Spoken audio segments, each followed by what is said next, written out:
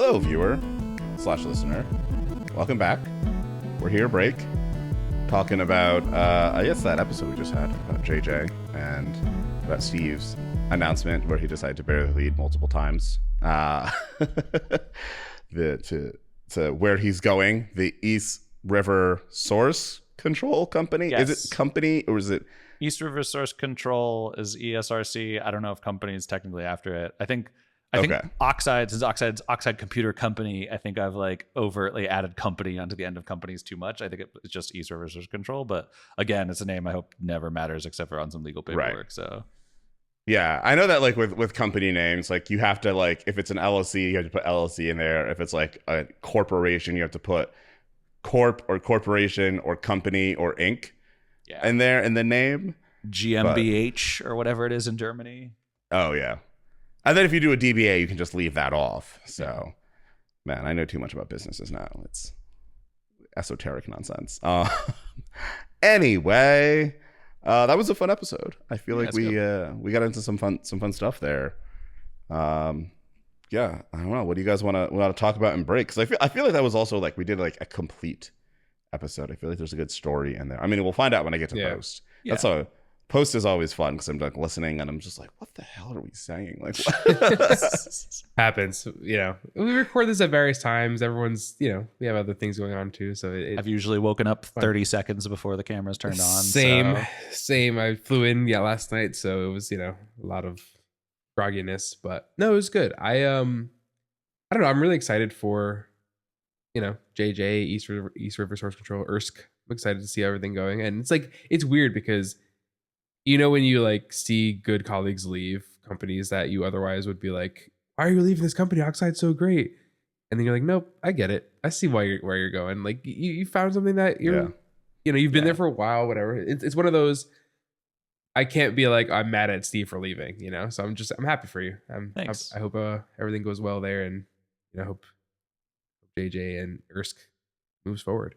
Brian's like said this publicly in the past too, but one of the things he reaffirmed to me during this process is like when he went to work at Sun, like half the people in his orientation class were like coming back to Sun. They had worked there previously, and he was like, that seems kind of weird. And he's like, now I think that it's like that's the definition of a good company, is one where you like feel the ability, like if you want to go chase your dreams and then come back later, that's a thing that's like possible. So totally. You know, that doesn't mean I instantly get a job back if this fails or something, but like the point is it's not a, I went to great lengths to like try to tell Brian in person as opposed to just like being like, hey, you around so we could talk or whatever. And because like that's important to me. And one of the things that the ERSC people said was like, the degree to which you are trying to make sure this transition goes well is a testament to how great Oxide is as a place, because like every job I've ever quit, I'm just like, here's my 2 weeks, I'm out. Bye. And like, and like I was like, hey, I want to talk about what a transition looks like, and like, you know, I'm basically given like a month's notice or 5 weeks of notice, basically equivalent, because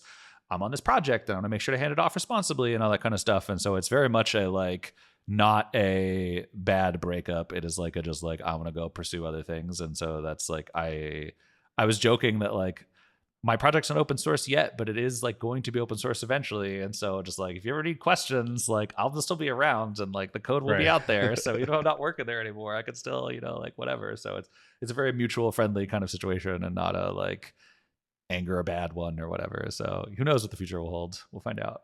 Yeah, totally. Yeah. I'm waiting for the Hacker News comments of Steve's leaving Oxide dead.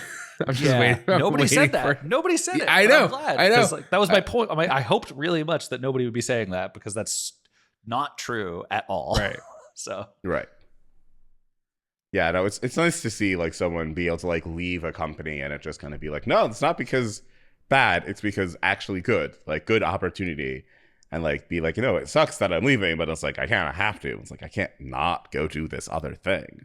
Yeah, I made a joke to somebody. I was like, I just don't want to work 80-hour weeks, you know? And they're like, Oxide makes you work 80-hour weeks? And I was like, no, I was joking about having 2 jobs. Like I can't have 2 full-time jobs at the same time. And they were like, oh, yeah. Right. Yeah, Oxide definitely does not. My impression of Oxide is that they do not make you work 80 or 60-hour weeks, that you just work standard weeks. Yeah. No, nobody makes you work extra at all. You do it yourself because we're masochists. No. You're like, I love this so much. Let me work extra. Yeah, there's definitely not. I mean, this is a big thing when I was joining. I was like, I'm not interested in working 8-hour weeks, and so it's a thing. And I think it's really important that 2 of the 3 co-founders of Oxide had families, and they're just like, yeah, we're not interested in working 50-hour weeks either, or 60-hour weeks, or 80-hour weeks, because like that's just, you can't do that, and I gotta take my kids to sports or whatever, and so like. People want work-life balance is important, and I'm not going to say that nobody puts in long hours at Oxide occasionally, because like, especially with deadlines imposed by hardware things, like, right. If you make an appointment to certify some stuff by a day, it's got to be done by then. And if you miss that appointment, you're not getting one for another couple months. So like, sometimes there are deadlines and sometimes you need to like do that. But if people were regularly working 80-hour weeks, it'd be treated as a massive process failure, and figure out how to fix that, not as something that's like, we're not trying to 996 it around here. You know what I mean? So. Yeah. And like, nobody's forcing us to sit in this chair for 8 hours from 9 to 5 or whatever it is.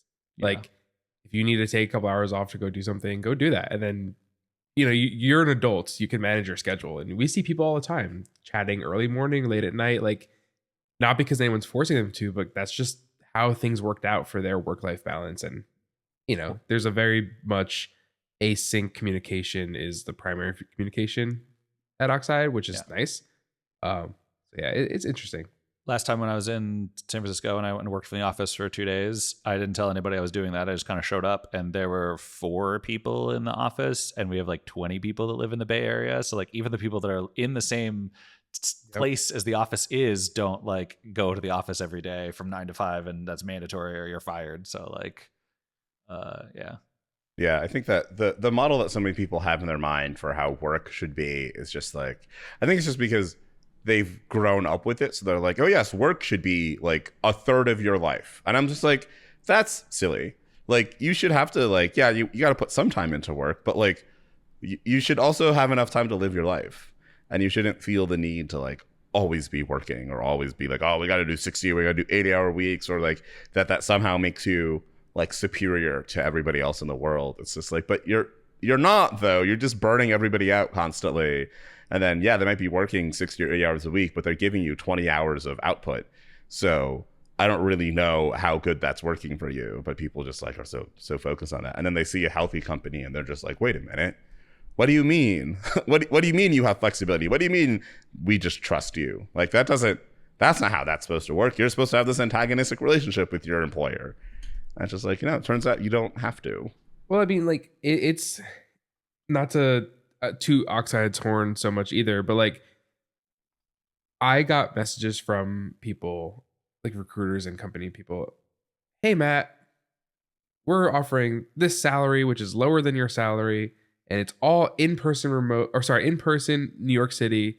You have to commute to New York City every day. I'm like, why would I ever want that? At this stage of my life, why would I want to take the hour-plus commute one way to New York City to go make less money, even less money, because now I'm in New York and I have to pay for like lunch and transit and all that other stuff. Congestion pricing is now. Yep. So like, why would I want to do all of that when I can love work? Congestion pricing for background. I'm just trying.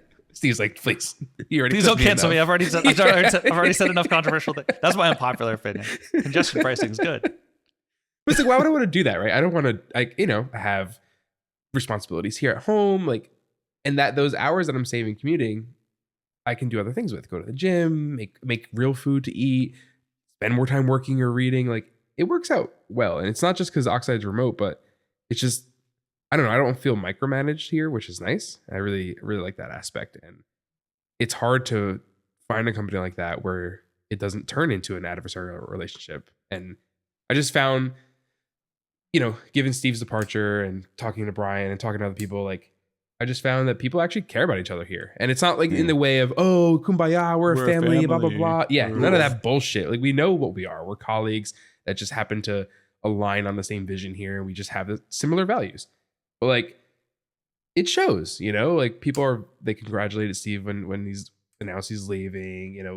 We talk to each other, we send each other gifts or whatever if we need something, if someone's having a bad time. Like, it is a good culture here. Like, Brian sent me a book on parenting after I told him, like, we're expecting a child. And like, it's just, my previous managers would never do that shit. Like, I'm gonna tell you straight up. Like, maybe there's like one or two previous managers, but most of them, if I said like, oh yeah, we're expecting a child, they would never like send me a book that they thought was helpful to them as a parent. They would just be like, oh, talk to HR, get your shit together. Okay, how long make are sure. you taking off? Yeah, When are you exactly. back? When will you be long? back?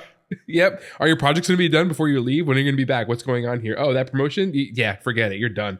Like that's what would happen. And Right. at Oxide, that's not what's happening. It's just different. And I don't know.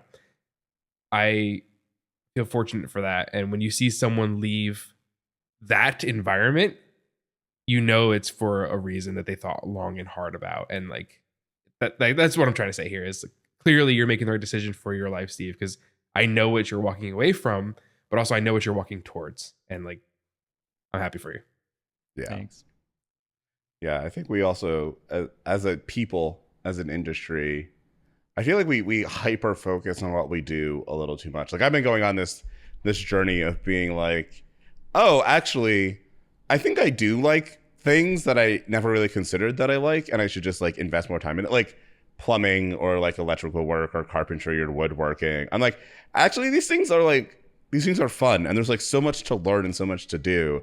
But I think like I was in that tech mindset for so long of like wanting to have done the thing and not really enjoying doing the thing. But with like a lot of this, especially if you want to build trade skills, like you have to enjoy the process of doing it, or you're just going to be frustrated the entire time because there's not really an end point. There's no point at which you're like, I have all of the knowledge about how to be an electrician, or I have all the knowledge about how to be a plumber. It's like, no, like there's always going to be like new stuff you have to learn, and you have to keep updated with things, and like codes change over time. And it's like we figure out how to make things safer or more energy efficient, or what have you.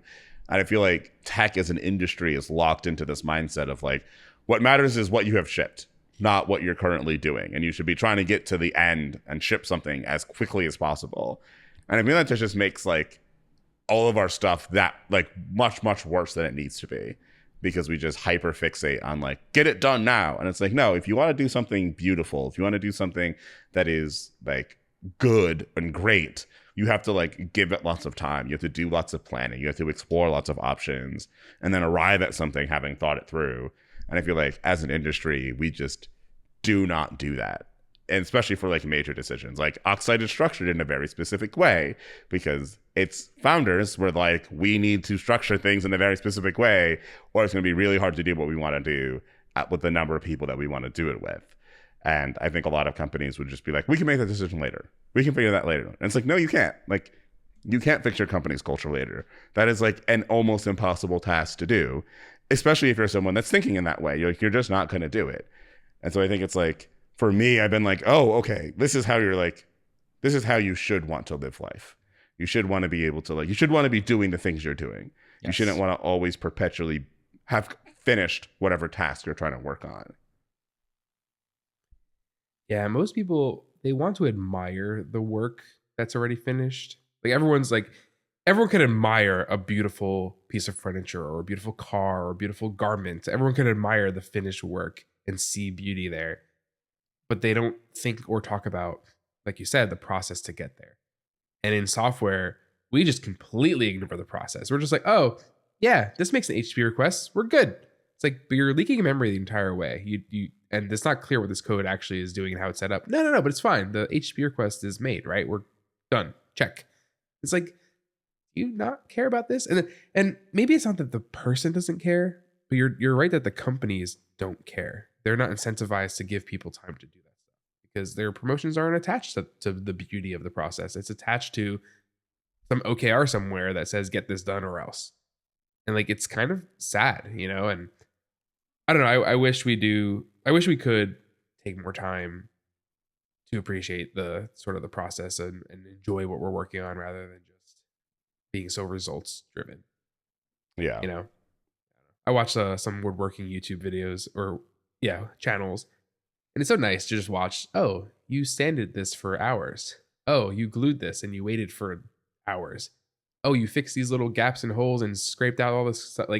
And then you just see the 30 seconds of the table or whatever at the end looking so beautiful, but there was 30 minutes of footage before that covering months of work. That's where the beauty really was. Yeah. Nice. Yeah, for sure. I think so much of the time too many companies also chase after what they think their consumers want and don't focus on like, but what is it you should actually have? This comes up a lot with like Apple. Like Yeah. I've heard a lot lately of people just being like, Apple's hey, in. like, you know, Apple, this new iPhone is like, it's not different enough, or it's like we used to get all these big changes with phones, and now like nothing has really changed. And I'm just like, actually, a lot has changed. Like Apple's always like doing better year over year with their stuff, but it's like, oh, it doesn't appear to have changed to you because the phone looks the same. And like that's what you can discern. So you're like, oh, it looks the same, so it's not as good. Or like, oh, Apple's so expensive. I was that. Apple phones are so expensive. I'm like, have you seen the price of a Samsung lately? Like, I don't. What are you smoking? But it's like people are like, but look, Samsung's made all these changes and all this stuff. I'm like, yeah, but that's all gimmicky. Like, how much are you actually using those features and those things versus the stuff that actually affects your life, the stuff that actually impacts you? Like, I think that balance is something that is just missing for a lot of consumers, and too many companies fall into the habit of like listening to those consumers instead of being like, no, we're gonna do our thing and like keep moving forward with our thing. I think it's hard to provide feedback though. Like companies make it really difficult to provide good feedback about what's going on. You have to actively go out there and chase that feedback. And like I like what Oxide's doing. I like what ERSC is going to be doing, right? Sorry, East River Source Control. ERSC. I like when companies observe the status quos around them and say, you know what? We're going to walk away from the status quos in these ways, and here's why. Because we already have too many copy paste, Uber, Lyft, whatever, DoorDash, Seamless, whatever. We have too many copy paste companies. I'd like to see more companies formed around problems and attacking them from new angles. And we don't have enough of that. And I wish like it was easier to give this feedback to existing companies and say, hey, actually your thing is broken for these reasons and here's why. And I've been using your product for 20 years and I can see that this is a problem and you're just not paying attention to that. But you don't get that. You just get some like enjoying our app. Yep. Yes or no? Like, yay or good nay. job. Yay or nay. Have fun. And barely do you get nay on social media. You know, right. If you want to say something negative, and I'm not saying this in a bad way, I'm just saying if you want to say something that's not like, good job, you have to write a comment for it. There is no like thumbs down or whatever. You can do like a 1-star review, but the comment, you need a comment there. And everything is just so organized to try to push you towards this hyper positive, like, yeah, I'm enjoying myself. It's like, no, actually this kind of sucks and I want to talk about it. That conversation is not good. Yeah, there's like a huge problem with like companies not really using their product, or like people within the company not thinking about it. Like I think about this all the time with like DoorDash and Uber Eats, and Seamless doesn't really have this feature, but like, there's a feature, and like DoorDash kind of I think more prominently has rolled this out, where you can like have a PIN so that like delivery person has to get the PIN before they can finish the delivery. I'm like, this is cool, this is good. This means that like people, it's like all harder to steal people's food, but then you also like they actually have to deliver it to you if you want it delivered directly to you. But like their app is incapable of working without signal. So it's like, oh, especially like I live in an apartment building in Manhattan and there's not a lot of good signal in the hallway. So like delivery people come up and they're like, oh, I have to like enter this PIN, but I can't do it without reception. And the same thing with like if you order alcohol and they need to take a picture of your ID, it's like, can't take a picture because I don't have reception. And I'm like, why on earth is cell signal required to take a picture or enter a 4-digit PIN? Like, where did you, how did you think that this was going to be okay, app developer / company? Like, that is bonkers. And it like makes the entire process like introduces a lot of friction. Because there's also like they'll be like, oh, let me type the PIN like in my phone keypad, and then I'll like enter it when I have signal when I leave the building. And I'm just like, how did you fuck this feature up so much? Because it's not a hard feature, and it's also just like, why did you make it the last 4 digits of somebody's phone number? Why don't you just do randomized PINs for everything? Like, was it that hard to implement it? Like, how is this feature so challenging for you to get right when it's such a simple feature that arguably you should have had the entire time? Like you said, they're not using the app, and the developers, this is the bigger part too. The developers that are creating these features, that are being told to create these features from some leadership. I'm air quoting leadership now every time I use it because I don't see many good leaders out there. And some leadership is telling them, hey, create this feature for this thing that you've never used or seen before. And they're giving the requirements and then they're implementing it and it's being implemented. But nobody's looking at this holistic approach of how it's supposed to be done or used. And it's sad. And I don't know if it was you, Steve, or if it was our other colleague shared the article about Claude Code, that like Anthropic employees are using Claude Code, which is why they're catching a lot of the stuff and making it better because they're just dog food in the product constantly. And it makes me think of what we do at Oxide too. We have our racks that we're using and getting feedback on constantly too. And it really does inform how you build and see the product. Because if you look at something and you're like, wow, this feels wrong. And then you look at yourself like, I can change this actually. I have the power to make this different. Let me go do that. And I felt the pain. But most companies, they don't have that. Or they have some sort of like, be a dasher for a day to feel our customers' pain. It's like, bro, that does nothing. That does nothing. One day, great. I can do that too. Like, come on. And I don't know. I think we do need more. Here's my ultra hot take. Sorry, I don't want to keep this break so long. I know we're trying to, keep it short. Here's my ultra hot take. Ultra hot take. You can take everyone in this industry. Right? Shove it up your head. No, I'm just kidding. Sorry. You could take everyone in this industry, all the employees, and I think it would be beneficial if you've shuffled everybody around. Because there's people working at that company that would be better working at this company. There's people at that company that would be better working at the other company. And if you just shuffled people around and allowed us to like kind of trade people, like kind of sports teams and be like, hey, actually, Kris is more suited to Oxide than Matt is suited to this. Let's trade or whatever. If you allowed that to happen without all the fuss of hiring, I think we can get to a nice equilibrium in this field where the right people are working on the right products for the right pay. But we're just too afraid to do that because I'm making more money than I should have and I'm faking it till I make it sort of thing going on. And I don't like it. Sorry. Okay. I'm done. I'm done. Cancel me now. I don't care. And then we have a clip for Matt that's going to go viral and we'll be like, who's this asshole? It's okay. I already get those. All right. Well, in the spirit of keeping break short and sweet, I think we should end it there. Matt, Steve, any last words before we close this one out? I don't know. Just it's always a good time being on the podcast. Thanks for having me, as usual. It's good. Thanks for joining us and helping us generate more content for our lovely viewers and listeners. And thank you once again, Matt, for being such a great co-host. Always so good. Of course, yeah. Happy to be here. After this, I am going to eat. I'm going to stuff my face. I'm so hungry. Yeah, I haven't eaten breakfast yet either, so. I need to consume food. I think we all just kind of woke up and rolled into this. And I'm like, oh, wait, we got to do nourishment too. Yeah. Body need food. Need food. Yeah. All right. Yeah. All right. And thank you, listener, viewer, for sticking with us to the end of this. Let us know your thoughts and make sure you hit that like button. You give us good feedback, right? We want the good, but also you can give us not good feedback. You can just email us hello@fallthrough.fm and all of that fun stuff. But yeah, with that, I think we're done. Bye. Bye. This episode of Break featured Kris Brandow, Matthew Sanabria, and Steve Klobnik. Break is produced by Kris Brandow, and our beats are by Breakmaster Cylinder.